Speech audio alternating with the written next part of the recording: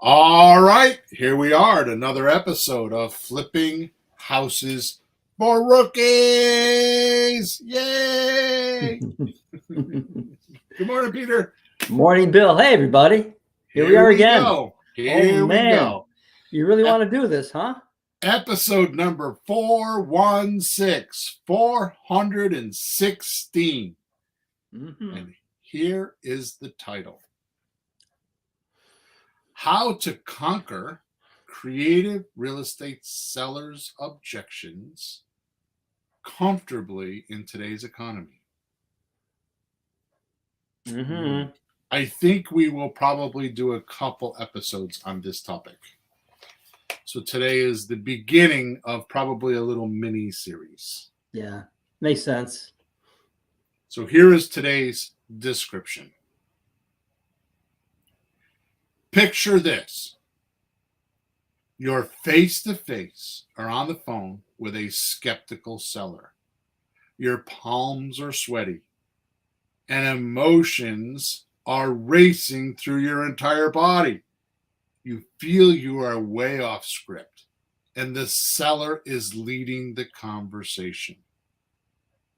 Most important, you feel the deal slipping away. You hang up, disappointed. And now the real trouble begins. You start to replay that disastrous seller encounter over and over and over in your head, sometimes hundreds of times, trying to figure out how you went wrong. The dismissive seller attitude toward you trying to help them, the awkward silence, and the crushing, well, send me an email with all that information and I'll look it over. Actually, all of this ends today for you.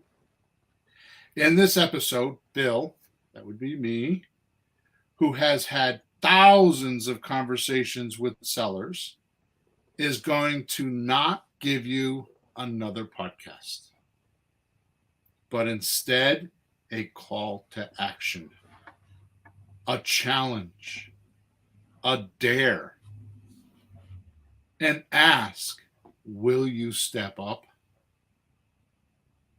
Or will you let that one or two bad seller conversation hold you back like an elephant being tied to a 2-inch stake at the circus? Sellers are waiting for you. And after this episode, you will be ready for them. So let's start. You got my attention. It would be one thing to have dismissive people who are just, but the ones that really bother me, the ones that say, oh, yeah, that sounds pretty good. And they still don't. That's the one, right? It's like, oh, I got one. I don't got one. I'd rather somebody say no or like I don't get it than like, oh yeah, and then like, where'd they go? Exactly. Yeah. Okay. Lead away. Okay. So let's do some housekeeping. So I have to tell you a quick story. I was looking for a video because I'm creating a client attraction system for my coaching business. Okay. Which I've decided that my coaching business is going to change.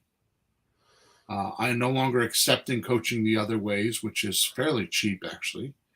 It will be fairly expensive, but it'll be a 1-year program, and it will cover 1 year worth of Creative REI Reply with everything, plus all the coaching and all the tools and all that. So I'm making this funnel, and I started going through videos looking for this one specific video where I was standing in front of A whiteboard? Clint 144 Liberty Street with a street. with my cigar, and I had just bought the house and I was all pumped up, and I just made this awesome video. Anyways, I'm telling you all this because first of all, I had no idea. I mean, just on one YouTube channel, I have over 800 videos. I think in Vimeo, I have about that many as well. And then on my cell phone, forget it. I've got a lot of videos and a lot of training, right? So while I was going through this, I found something that I wrote for my coaching clients 10 years ago that is apropos exactly for today. And it's how to untangle seller conversations. It's a book that I wrote because I used to be a sales manager, for when I worked for the company that I traveled with for 43 weeks a year. I wrote it for my sales guys, and then I converted that into the house business.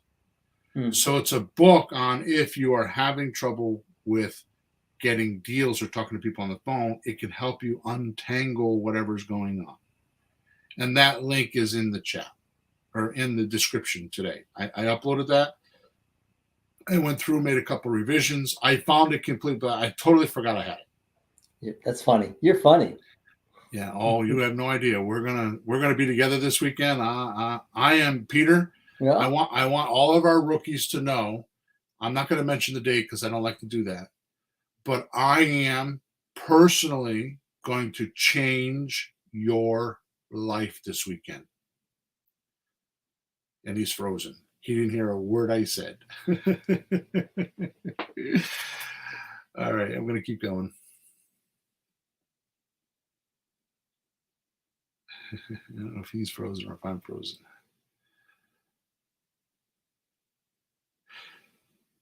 Okay, so I'm going to keep going with the.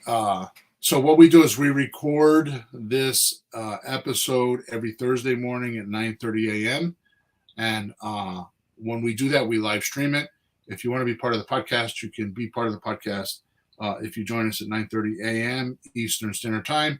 We live stream it to YouTube, twice to Flipping Houses for Rookies and Creative REI Replay, to LinkedIn and to Facebook. So if you go to any one of those platforms and type in Flipping Houses for Rookies, you can find us. And if you so desire to leave us a question or ask us a question about the podcast, we will do that. And of course, if you don't have a question about the podcast, then you can go to flippinghousesforrookies.com and go to our support ticket and put in a support ticket. Or you can go to WhatsApp Messenger and you can subscribe to our mastermind group with a little over around 100 and something people in there. And it's called Let's Talk Real Estate. Okay. Last thing is, don't forget to subscribe to us and don't forget to like us and leave a comment and all that kind of normal stuff. You didn't hear what I said before, did you? I heard, no, I froze it. I heard, okay, all you rookies, blank. What'd you say? Oh, I said, all you rookies, I want you to know, I want you to make a declaration of today's date, because Peter and I are going to spend the weekend together, or at least Saturday. And I am going to change your life, Peter. I am going to change your life. Well, good. I was just thinking this morning, like, I don't have a bad life, but I'm at like a lot of people at a kind of a plateau. And like, if I just go a little more, I'll get here. And like, then you wind up like at this plateau. Like, what's this plateau stuff? Forget that. It's going to change. It's going to change. I got an idea that I'm going to, anyways. And how about yours? How about your life? Oh, my life's changing already. Oh, well, all right then. I'll go with you. All right, Peter. I want to start off today by asking our listeners a vital but curious question. What business do you think you're in? Oh. Yeah, huh? It is possible, that it's something more or other than real estate. In fact, real estate is just the byproduct of what we attract sellers and buyers to us for.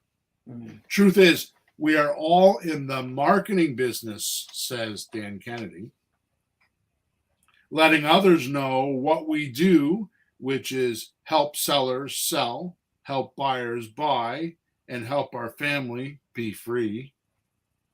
Right? Mm-hmm. But even Dan Kennedy had it wrong. What? Even Dan Kennedy had it wrong. So you've refined that, huh? I'm not refined it. I'm putting a stake in the dirt right now. This is a flag on the moon type of thing. Okay? Okay. We're in the people business. Yeah. Because you know what? You know what? I have a word for it. You know what? I wrote it down. I have to remember what it is. The truth of the matter is, if you're not in the people business, you can't do the marketing. Yeah, because it's like, oh, I'm in the communication business. Who are you talking to? Right. People. It's people. Right. People business. Ontology. Whoa, wait a minute. Ontology. The study of on. What the heck is on? Ontology is the most general bunch of metaphysics, right? Concerned with the nature of being. Okay. Can we say something? Can we say something about metaphysics? That's a crazy word. Metaphysics is close. It's a synonym. Right. And metaphysics means, as far as I'm saying, beyond physics, like beyond that, like you're in the ether. That's a little crazy bit of a word. Yeah, ontology is the theory of being. The theory of being. Yeah. Like, who are you? Who are you at the core? Right? Yeah. That's technically what we're at. But we're already 12 minutes in the podcast, and we should have. I'm already 12 minutes behind. However, as true as this sounds, I have learned from our software users over at creativereireply.com that giving users leads every day, having AI answer the responding texts, making appointments, having the robot use the calculator so that there is no thinking. You don't have to worry about learning deal structuring anymore, right? There is no education process. You don't have to worry about the paperwork because the robot puts as long as the contact information's in the system, it does all the documents for you. All you have to do is have seller sign. I mean, I've done everything except the deal for the person. Mm-hmm. I have automated every possible prospect, and there is possibility. Every possibility I've automated, and there is no other system like it on the planet that I know of. I've been looking for it for a year, and nobody has. I've actually offered people a membership, a free membership to my software if they think they have something and it can compete with us, because there is nothing. Wow. And here's my synopsis or my summary of years and tens, probably hundreds of thousands of dollars worth of work. Today is my synopsis. Mm-hmm. Today is my conclusion of what I've learned. Mm-hmm. If you can't talk to the customer, all that means crap. Right? What I'm talking about is the seller's comebacks from script questions the investor provoked. Yeah. In other words, the seller's concerns and or emotions that knock the investor off the script. It's like this thing that I can't automate. It's like, well, I am going to automate it because I am trying to build a robot to do it. Because I'm having trouble teaching humans how to do it. Well, Bill, it's funny though. We go through all this work to automate things, so we don't have to, quote, work. We have cars and computers, so we don't have to work. And in the end, we're worried about like computers and things taking over life for us. So make up our minds. Do we want it or do we not want it? Or do we just use it intelligently and in the end still have humanity and talk to each other? So the idea of creative REI reply is that 90% of the minutia, the day-to-day work, finding leads, texting them, all the texting, the opening caller, the closing caller, all that stuff is done for you. Mm-hmm. All you need to do is get on the phone with someone for a 20-minute conversation. Actually, it's a 5-minute conversation because in the first 4 minutes, 47 seconds, as you've proven, Mm-hmm. right? 4 minutes, Yep. 47 seconds is the average time it takes you to pre-qualify somebody. Mm-hmm. And then if they qualify, you continue. And in about 20 minutes, you either have a deal or you don't. Yep. If you do what we're going to talk about today. Mm. So let's start. Okay. The first trouble I have with my private coaching clients is this major mind shift.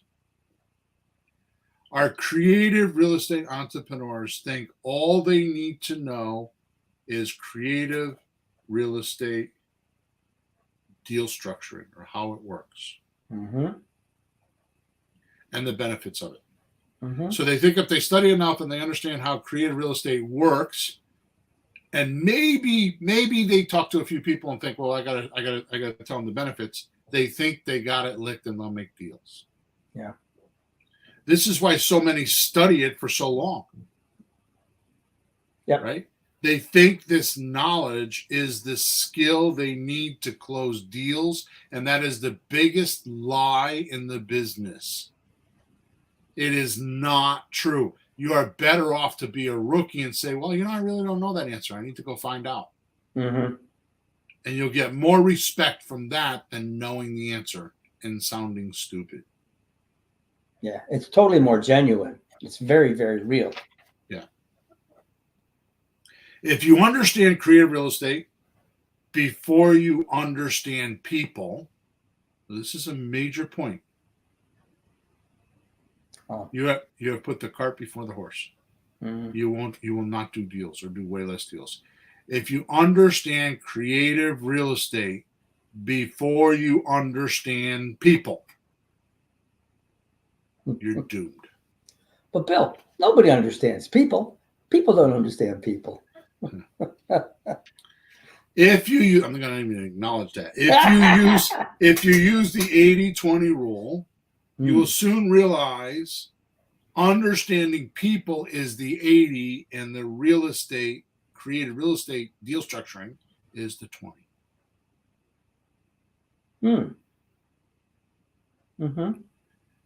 Right? So 80, the 80% is understanding people, and the 20% is actually real estate. Yeah. Now I'm going to divert for 1 second, and I'm going to put a punchline on this, a big fat exclamation point. Okay? Yeah. In the real estate business, who's the biggest player? All of real estate, who's the biggest player? Well, people think it's a realtor. Is that what you're getting at? Nope. They're not the biggest player. Who is the biggest player? The bank. There you go. Okay. Right? Yeah. Do they study real estate? Mm-hmm. To their mortgage brokers, to their people that give them mortgage originators, they don't study real estate, do they? No. What do they study? They study money. Sign here. Money and paperwork. Yeah. And they're the biggest player in the game.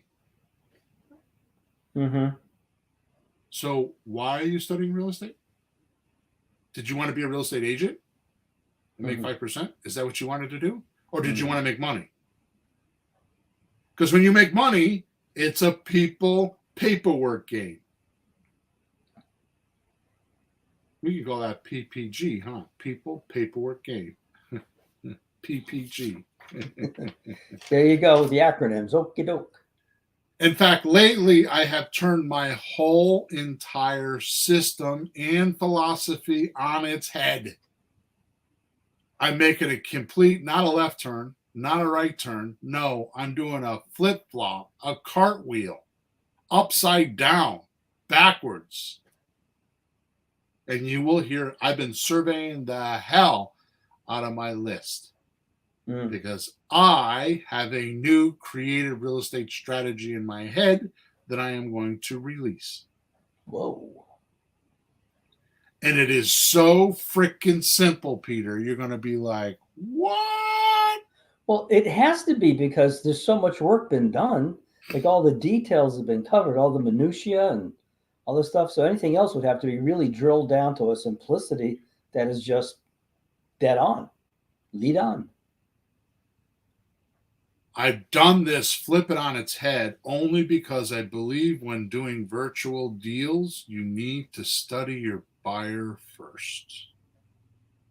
You need to know your market. If you understand your market, if you know their local concerns, their territory knowledge, their stereotypical neighborhood information, they call it colloquial. Colloquial means local or close to, right? Mm-hmm.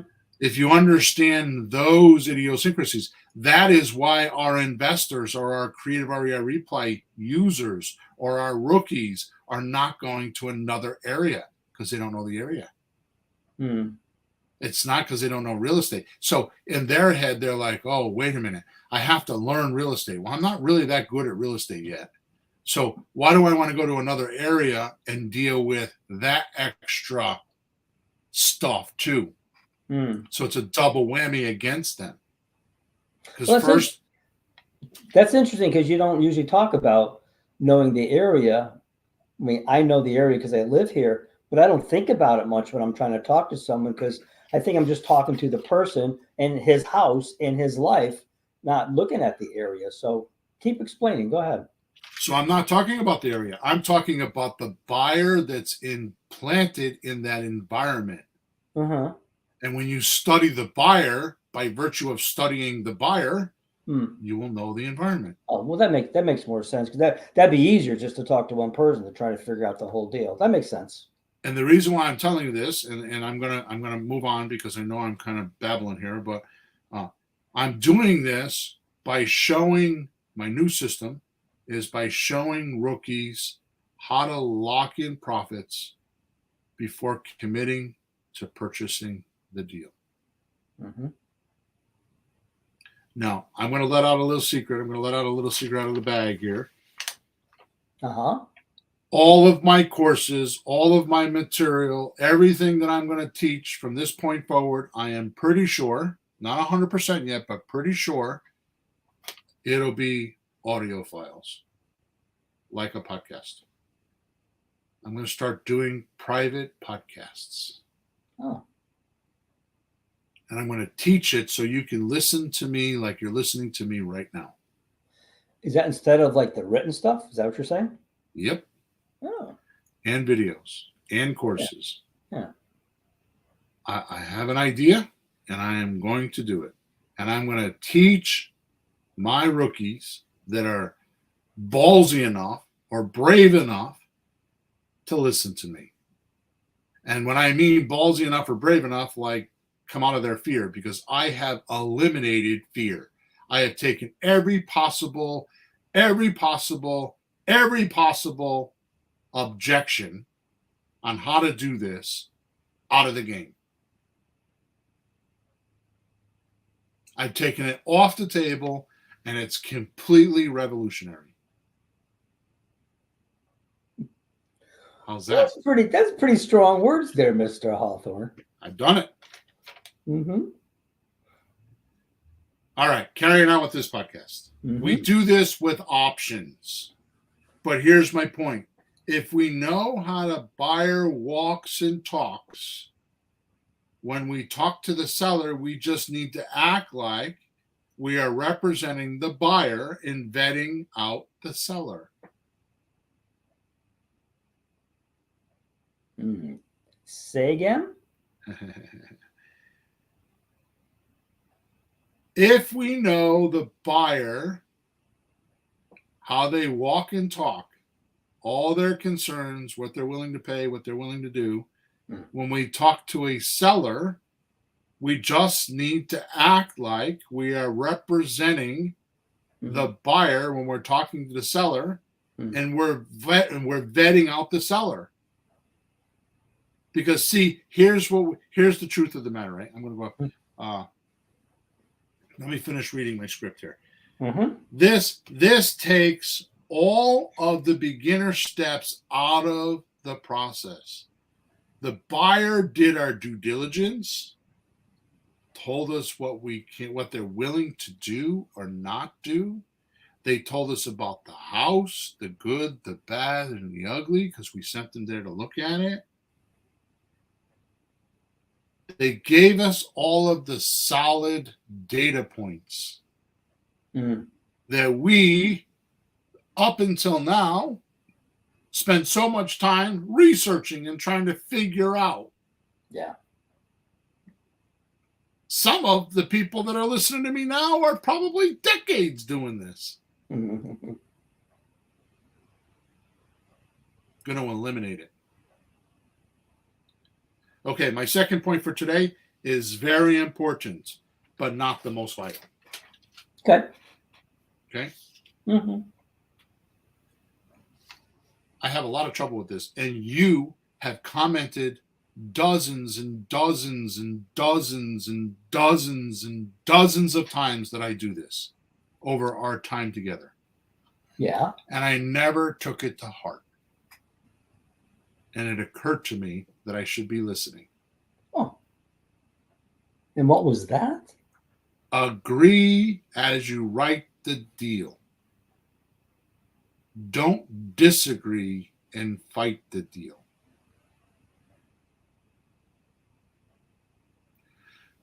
Your friends and close circle are those who most agree with your core beliefs. You talk to them because you believe, and you share your ideas of that belief, and you share your creativity because you know it's a safe place to talk. They don't argue with you.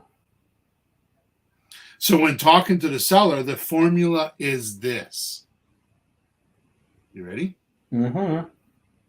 1, acknowledge them. I got it. Okay. That makes sense. I'm tracking with you. Right? Number 2, agree. You know, I think you might be right.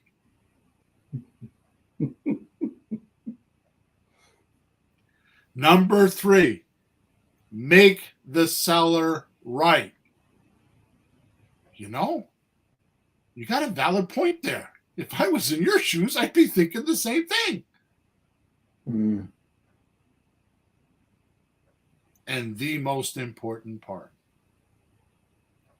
Then continue showing them how you're helping them.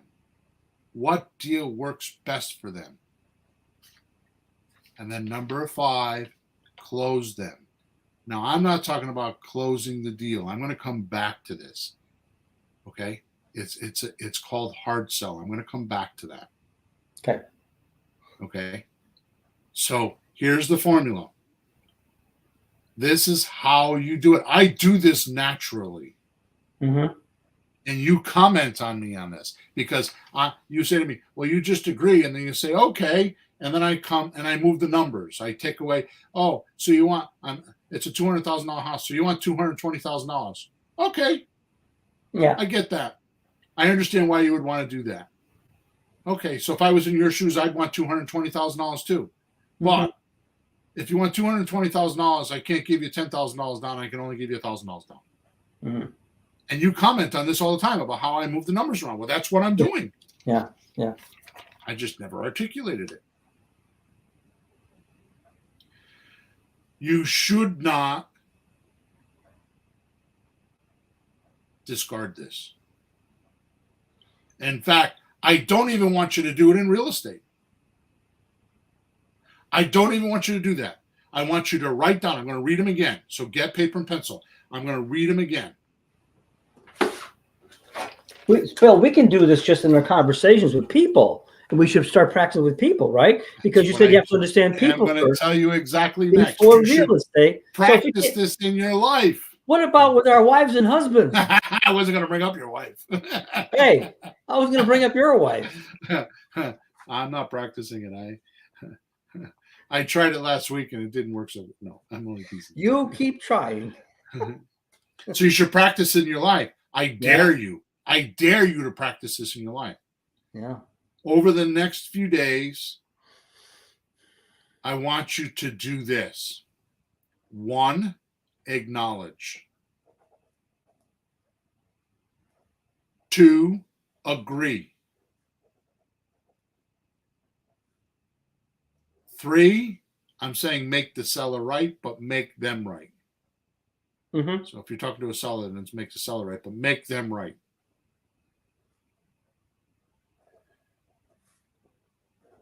4, continue showing them how you are helping them. Or if you're practicing in life, it's like continue getting your point across. Mm-hmm. And then 5, close the deal. Chinese food it is tonight. There you go. Most creative real estate investors drown in negotiation exhaustion. Yeah. Most creative entrepreneurs drown in negotiation exhaustion of trying to overcome every objection, which is why it is very relieving to work on agreements. It melts them away. Yeah. Now, I want to write a whole podcast on this, and I'm going to, maybe it'll be next one, but I'm going to tell you that most creative entrepreneurs drown in negotiation exhaustion of trying to overcome every objection. Here's the problem. The what do we call them? The paralysis of analysis, and the people that are trying to learn, and they're educating themselves more than doing deals is because they're taking up objections. They want an answer for every single possible objection, stall, or resistance they can hear in the conversation from the seller, right? And just like there are so many types of humans and personalities, so can there be so many types of questions, stalls, or resistance.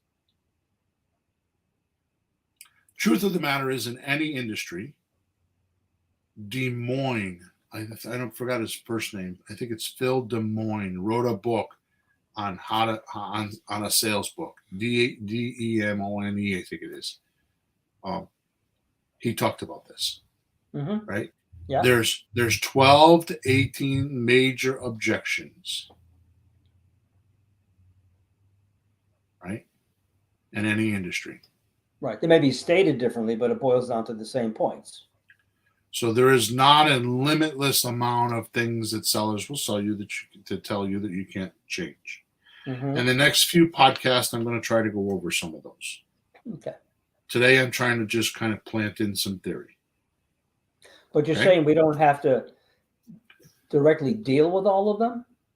What I'm saying is that the objections, most rookies don't know the difference between an objection and a comment or a complaint. Mm-hmm.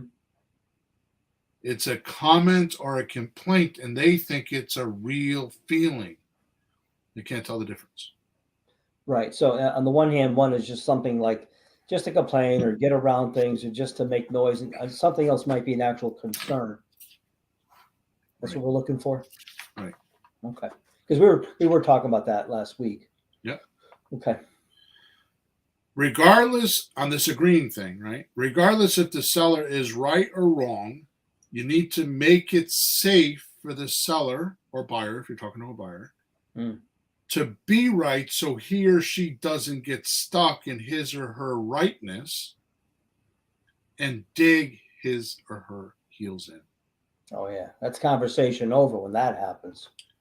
As soon as you tell them or make them feel or insinuate that they are not right, first of all, what's the first step? Peter just told you, Peter. Well, you have to acknowledge people So when what they does say something. acknowledge mean? What does Well, acknowledge mean? it's not agreeing. That was another stuff. Acknowledge just means that you heard them. You heard what they said. You heard them. You're listening.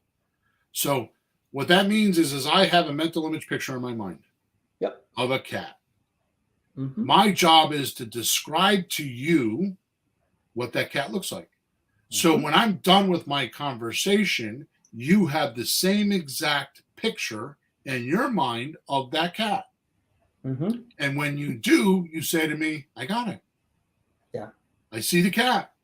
It's completely clear to me. Mm-hmm. And if someone is not acknowledged, a communicator is not acknowledged, they will talk on and on and on and on and on and on and on and on because they don't think they were heard. Mm-hmm. So the best thing you could do for someone is to acknowledge them, because here's what happens. If you don't acknowledge them, they're stuck there. And you went on with your deal or your offer, and they didn't hear a word you're saying because they're stuck back at the unacknowledgement because they don't feel like they got heard. Yeah. And they're still stuck there thinking, this guy doesn't understand me. He didn't hear a word I said. Yep. It's funny, we don't talk about this much, but it's communication 101, you know. Mm-hmm. Say something, and a lot of people don't acknowledge. I was watching two people talk the other night, Monday night, and not everybody acknowledges. Say something, and then like dead air. It's weird. It's weird. All right. How you act towards sellers and buyers will be how they act towards you. Mm-hmm. Right? Your attitude precedes everything that happens in life. Mm-hmm. So if you're in disagreement with everything, you're an angry person or an antagonistic person or a hostile person or a person in fear, in withdrawing or not reaching very hard, that's what you're going to get. Yeah. Mm-hmm. Right? I heard language a long time ago and I never really understood it, and I feel like lately I do get it. Yeah, what's that? Wax enthusiasm. Oh. Wax means like pretend like you're enthusiastic. I mean, for real, don't like pretend. Yeah. But wax just be enthusiastic. Just start putting it out there. Just start laying it out there. And here's the amazing thing that I'm teaching you right now. Almost any price or a price can be beat. Any price can be beat. I offer you 200, somebody else offer you 210. Oh. Any price could be beat. Any offer can be beat. But a great attitude cannot. Mm-hmm. By the way, when you're not perfect at this or polished, the only way to compensate is to take a lot of action. Which is why we laid out podcast number 212 to 214, because that goes all the way from how to get leads. We've been on this roll now since I'm saying 200. That's wrong. 412 to 416. Yeah. Right? 412 to 416. And I mean, I'm going to try to start all over. Yeah. 412 to 414. Mm-hmm. And now we're on 416. Yeah. Okay. So you can take massive action without money or risk and learn things like we're teaching you today. I have a little secret for you. Mm-hmm. And everybody listening to me, so I can get it off my chest. This new creative real estate strategy, which I have not named yet, I've actually worked it out in my mind in these podcasts, 414 to 416. You know what I call it? My coach taught me this. What? It's called learning out loud. Mm. All right. For the majority of people, they won't go listen to those podcasts. And if they think they already heard them, they won't go listen to them and binge listen to them. So they get all the datums put together. Yeah. All right. Now for the major vital point. Because remember I told you this last point was not the vital point? Now we're going to go after the major vital point. Mm-hmm. Here's what I want you to ask yourself. Are you a Holiday Inn or the Ritz-Carlton? Hmm.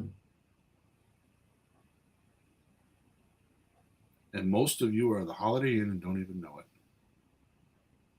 Service is senior than deal structuring. Talking to people and understanding and duplicating their feelings. Empathy is way more than deal structuring. You're studying the wrong thing. If you understand your buyer will tell you how to structure a deal. Now you go to your seller and say, hey, I've got these 35 buyers and they're willing to do this. Will you do that?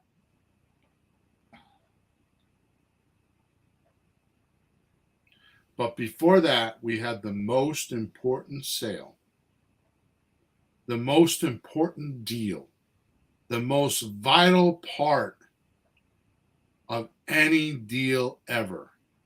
It's the biggest deal you will make in your life,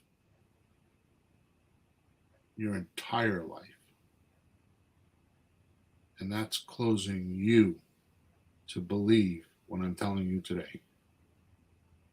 That's closing you to tell you to stop doing all the learning on creative real estate and all the deal structuring and all the videos and all the education and just practice. Use the formula I just gave you and use it with your coworker as soon as we get done listening to this video. Use it with your kid. Use it with your wife or husband. Use it with the ice cream man. Use it with the UPS man. Use it with the UPS with the Amazon driver. Use it with the mailman, the grocery store, the restaurant, another person, and practice it. Actually, what's smart, what you're saying, is if you practice that with people you're not emotionally tied up with, you have an easier time practicing it, right?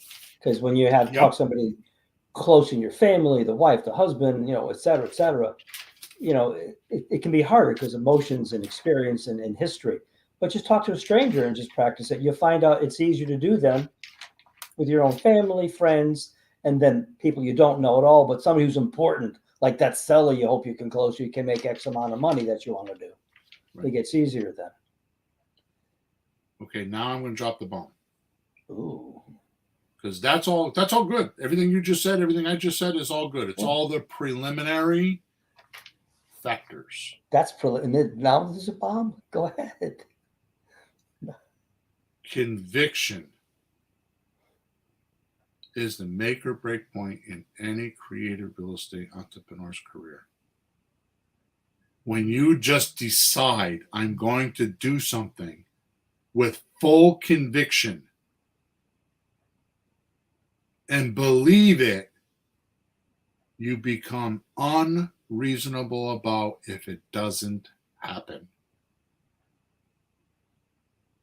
And I watch this with you. I've told this to you, to your face. This is not secret. Your conviction is out.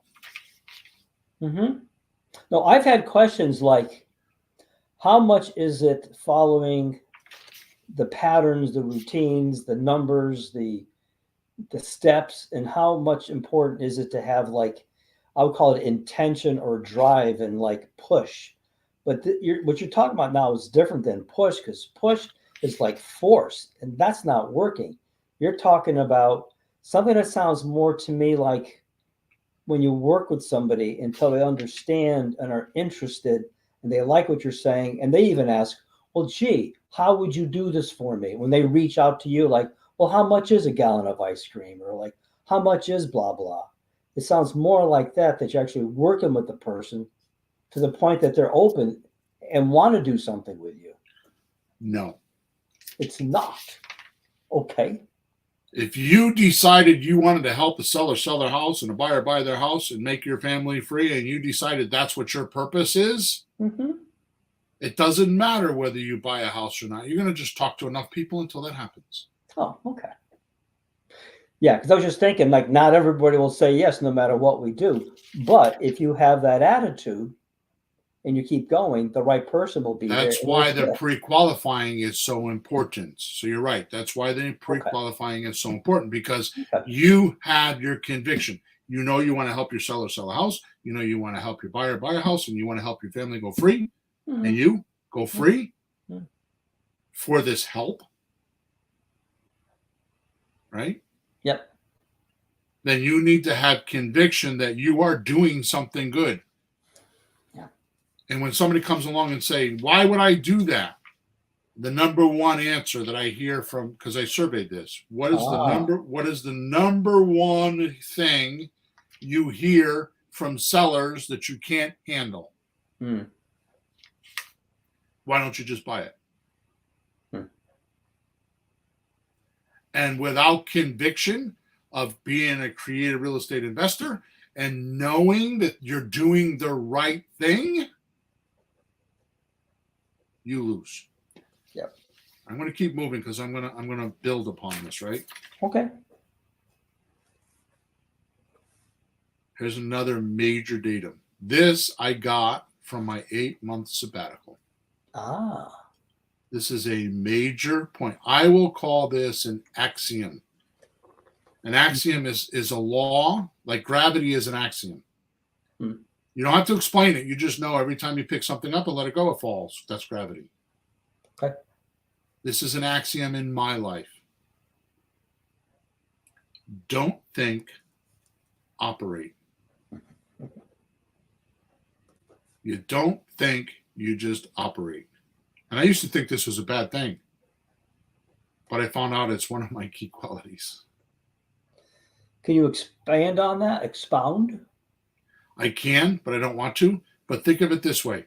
If you do something, right, and you don't, like, suppose you want to make your daughter a birthday cake. Okay. And the cake comes out horrible. Hmm. Right? Yeah.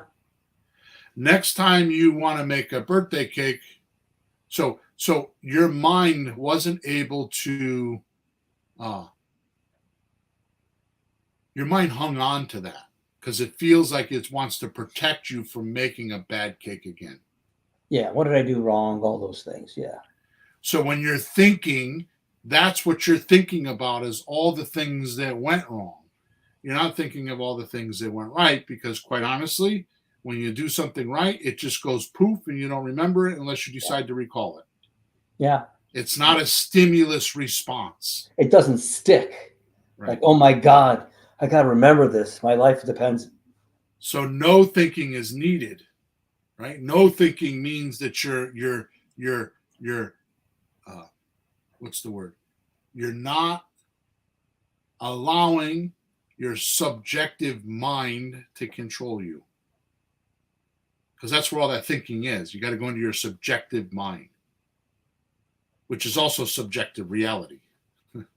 Because it's not really true. It's just your experience of something that happened and you hung on to it. So you won't do it again. You know, like take a deer in the woods, right? And the deer goes down to a river and he walks on the stones and he breaks his leg. Yep. His mind is going to say, don't go to that river anymore. And then it's going to die of thirst. Yeah. It wasn't the river, it was the stones, but no, it was the fact that the deer wasn't being careful and tripped on the stone. It wasn't any of it. Yeah. Right? Yeah, but the river gets involved. Too profound. No thinking is needed. You have decided, you have total certainty and belief that you're going to do this. This is most apparent recently with regard to politics since COVID. You're either hard Democrat or hard Republican. And your operating basis stems from one of those decisions. well, I'm not going to talk politics anymore because, I believe in Trump. And if somebody, oh my God, I get attacked if I say I believe in Trump. Mm-hmm. Or I'm a hardcore Democrat. I'm not going to talk about that because if there's a Trumper in the room, I get attacked by them. Mm. This is common everywhere. It's in everywhere. Everywhere. Mm-hmm. And it's getting out of control to the point where they almost tried to kill one of the presidents. Mm-hmm.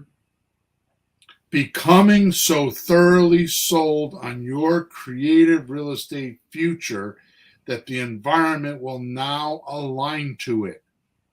You will attract deals and not repel them because you have total conviction that this is going to happen. No matter what, this is going to happen. I have decided I'm smart enough, I'm human enough, and it doesn't matter. It's just gonna work. Conviction. Conviction means that you do not stop. You do not take no. I mean, I'm not rooting for him or not, but look what Donald Trump has gone through. Does he have conviction to be the United States president? Look at the stumbling blocks he's gone over. Right? Mm-hmm.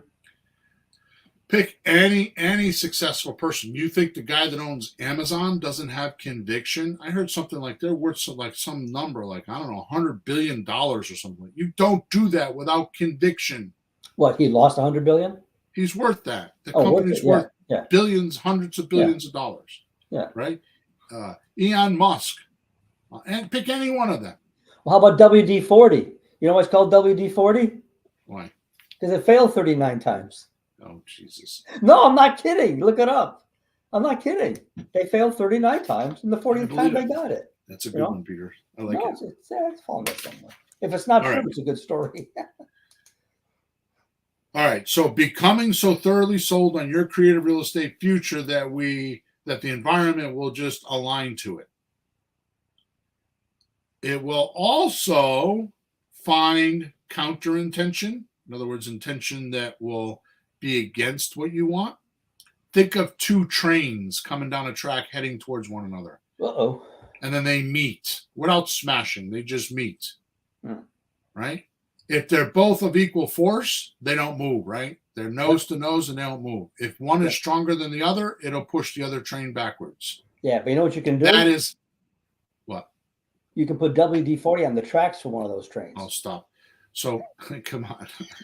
We're at 52 minutes. I couldn't resist. I'll stop now. So no, that's fine. So the point is that if one train is stronger than the other and pushing the other train backwards, that is counter intention. That means if you're going backwards, you go one step forward, 3 steps backwards, there's counter intention in your life. Find it, strip it out, get rid of it, handle it. Or you can have other intention. That's where other people want to do other things. Like, for example, you want to be a creative real estate investor and your other half or spouse or somebody wants to invest in the stock market. Yeah. So when you get $5,000 or $10,000, what do we do with it? Do we put it in real estate or do we do it in the stock market? This is what we call a maybe. Maybe we'll do this. Maybe we'll do that. Maybe. And maybes mean you're in a fog and are not seeing clearly and you don't do anything. This is where 90% of our sellers are, especially for sale by owners and expired listings. They're in a maybe. Because they don't know what to do. They tried to sell it and it expired. Right. They don't want to pay the fees. So maybe I'll sell it as a for sale by owner. And then you come along with your conviction and you say, no, do this, do that, do this. They will follow you. It will be your confidence that you're looking for, is that conviction of, I know I have to do this. By the way, in Creative REI Replay, every one of the deal structures has a checklist. Just for this reason, to give you confidence and that conviction of, no, Mr. Seller, here's what you have to do. This is the next step. Right? You do not need group agreement to do this. You don't need other people to agree that this is a way for you to make money. Committees don't make decisions. That's a really good point. But it will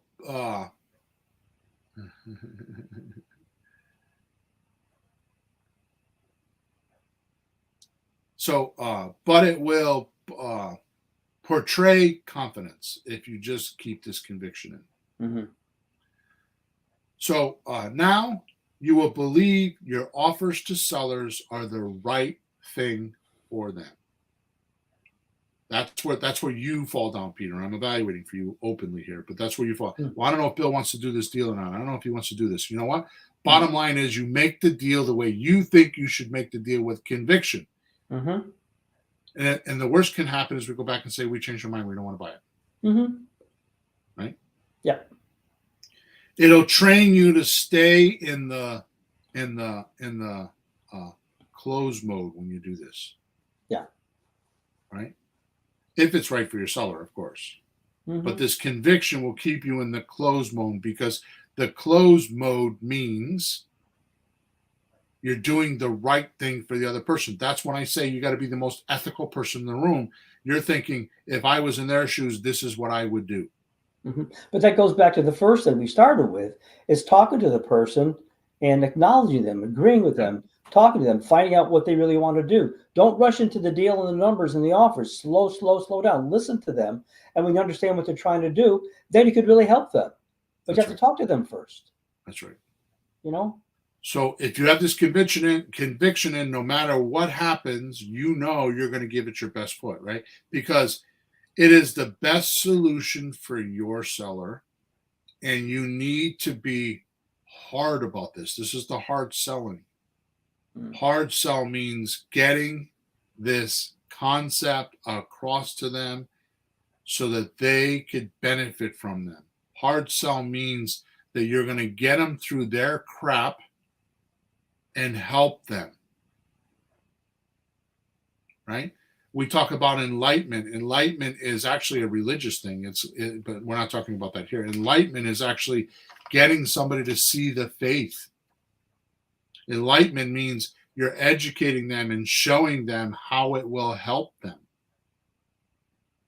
Right? So hang on one second, because Chris has a thing here and it's kind of long and I got to read it. Mm-hmm. Kind of off subject. Well, I'm going to.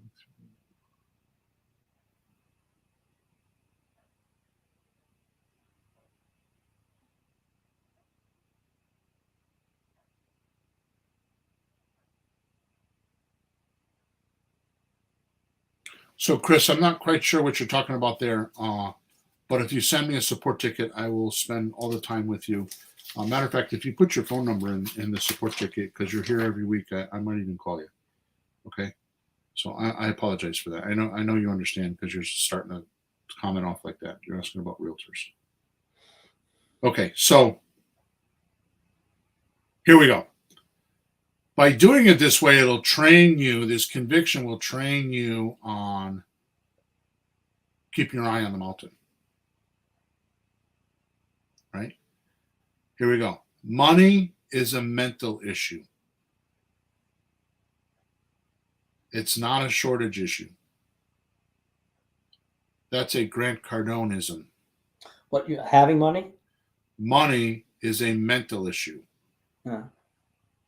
Not a shortage issue. And this attitude of conviction will make you believe money is made out of thin air.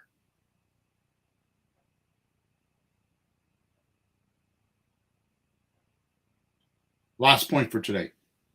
Time. This is a problem I have with all my private coaching clients. Time. Mm-hmm. Waiting or allowing a seller to go think about it is always a sign of slow communication. Slow or no communication with sellers or buyers means only one thing. You did not get into the seller or buyer's conversation they're already having in their head. The most important job in this process is, once your marketing gives you a lead, is to first pre-qualify this lead by finding out if they are willing to talk about taking monthly payments until paid off, or give some sort of a discount. If they're willing to talk about that, I'm not saying do it, talk about that, then you continue with our scripts. Mm-hmm. Now, I'm going to give you 5 things. You should write these down. 5 things. Once you have pre-qualified the seller and have them engaged, you understand what I just said? Once you have them pre-qualified and the seller is engaged, in other words, they're willing to talk to you, they're being flexible, they are curious about what you have to offer them. Mm-hmm. And this is where most rookies fall down. So I made a 5-point formula that you should follow, and we're going to talk about this more often. Okay. Number 1, identify their needs.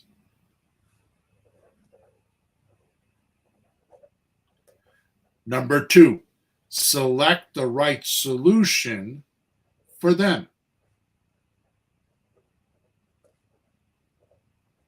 Number 3, then demonstrate how you will help them solve their problem. Then demonstrate. What does the word demonstrate mean, Peter? Well, you actually have to show. You would, the way you describe it, you build the image, like the mental image pictures. You have them see, like, well, here we'll do this, and then we'll do that, and then you'll get this out of it, and this will happen for you, and this will happen for you, and you paint that picture for them so they can see it. Right. Because they might not have understand. They might not have heard what we're talking about before. Well, they may not be in the same reality. Yeah. So number 3, I'm going to repeat it again. Then demonstrate how you can help them solve their problem. Paint a picture. Number 4, then you kick in hard sell, the conviction, by getting them to take action. This is not hard selling. This is not uncomfortable selling. The easiest way in the world to do this is with 1 question. Actually, 2 questions. First question is, if you don't sell to me, what are you going to do?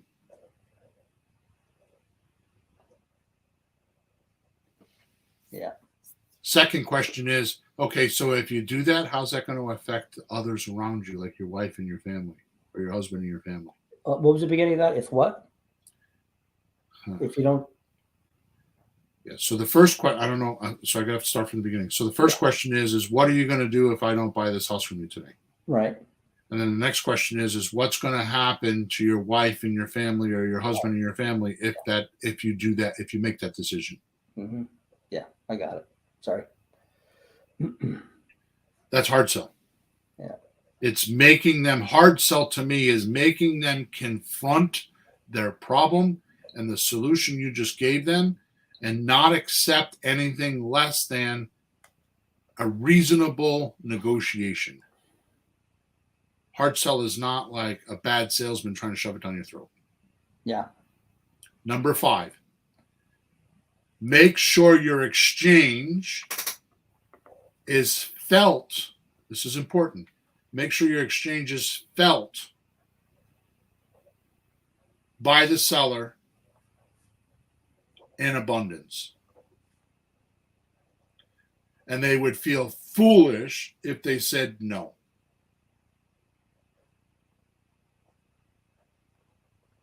This is your Ritz-Carlton aspect, giving good service. So make sure your exchange with the seller is felt like abundance, like they got so much from you that they feel foolish saying no to your offer. Mm-hmm.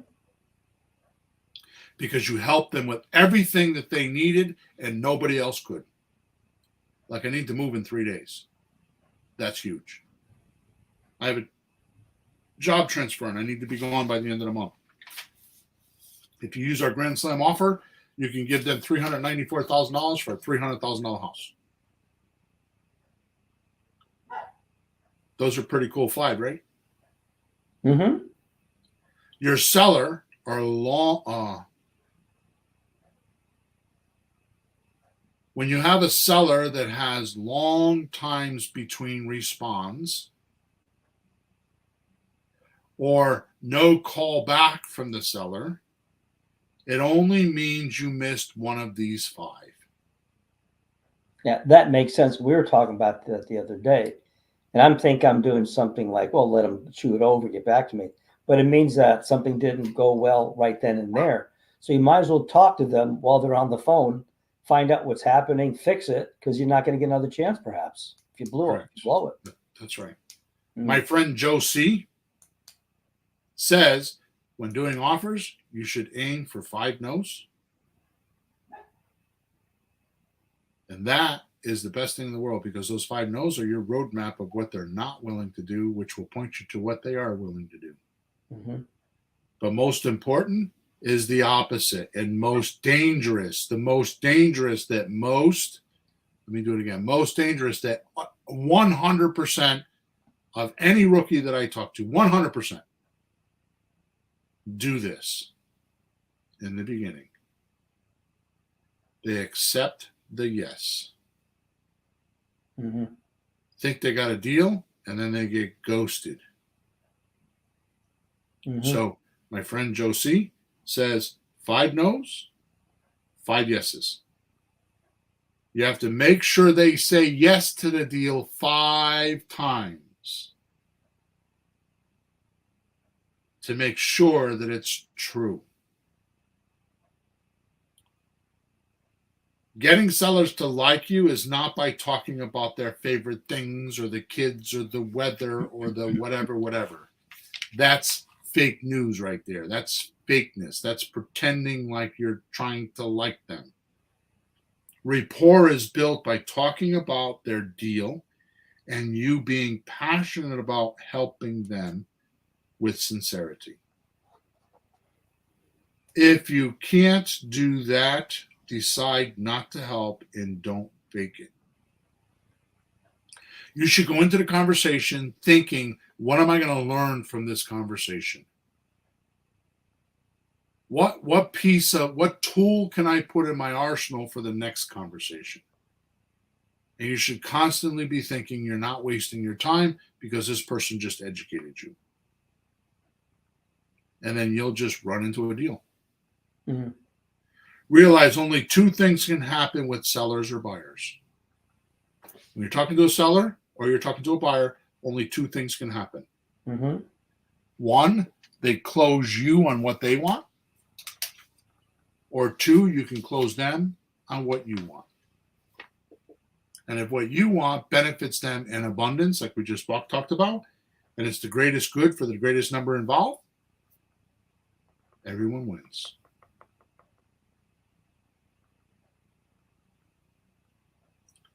And that's why we say you need to be the most ethical person in the room when you're doing deals. Make sure you go in today's podcast description because I put a book in there that I've never given away before. I've only given it to coaching clients. It's how to untangle your seller calls, so you can take a look at that. The stuff I just gave to you is a bonus to that book. It's probably not in that book. In fact, it's not in there.